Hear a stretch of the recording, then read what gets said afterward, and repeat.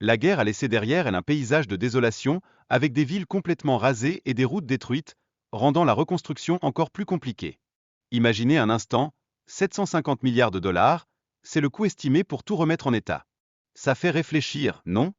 Et pendant que la poussière retombe, les multinationales se lancent dans une course folle pour décrocher des contrats en Ukraine, voyant cela comme le deal du siècle en Europe. C'est comme une nouvelle bataille, mais cette fois-ci c'est une guerre économique qui se prépare après l'horreur des conflits armés. Il est donc super important de se pencher sur toutes ces implications que la reconstruction pourrait avoir sur la paix à long terme. Les alliances stratégiques se tissent, créant un réseau complexe qui pourrait changer radicalement la dynamique économique de la région. Dans ce climat de tension, Donald Trump a fait une promesse étonnante: mettre fin à la guerre en Ukraine en 100 jours. Ça a fait un buzz énorme et a fait réfléchir beaucoup de gens sur la politique de Joe Biden. Soudain, le tableau devient encore plus intrigant. En jetant un œil à l'histoire, il est clair que certaines conférences de paix, comme celle de Yalta, ont déjà exclu des pays, donc ce n'est pas vraiment une nouveauté.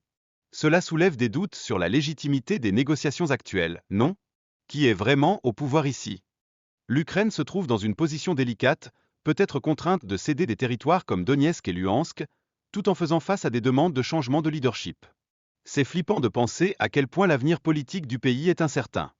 Les États-Unis, de leur côté, imposent des conditions rigoureuses, comme un remboursement massif de 500 milliards de dollars à l'Ukraine. Cela complique encore plus la situation économique du pays, et c'est comme si l'on ajoutait une couche de pression supplémentaire sur les épaules déjà lourdes des Ukrainiens. Et ce n'est pas tout. Les ressources stratégiques de l'Ukraine, comme le lithium et l'uranium, attirent l'attention des États-Unis qui désirent des concessions en échange de leur aide militaire.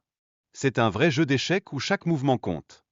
La reconstruction, elle, va nécessiter des investissements énormes, surtout pour sauver les infrastructures essentielles comme les routes et les hôpitaux. On parle de la vie de millions de personnes qui sont suspendues à ces décisions. Les infrastructures administratives et les centrales électriques, notamment celles au charbon, ont subi de gros dégâts.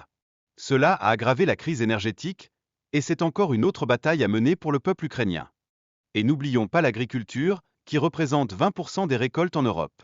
Elle a été gravement perturbée, entraînant une baisse de 25% de la production. Pensez à toutes les familles qui dépendent de cela pour vivre. Mais au milieu de cette tempête, de nouveaux investisseurs apparaissent, attirés par l'aura de ces opportunités de reconstruction. Ils espèrent profiter des milliards de dollars de contrats à venir. C'est comme une lueur d'espoir dans cet océan de chaos. Le plan Rost de la Banque mondiale se démarque comme une réponse significative, avec 6 milliards de dollars alloués pour des services essentiels.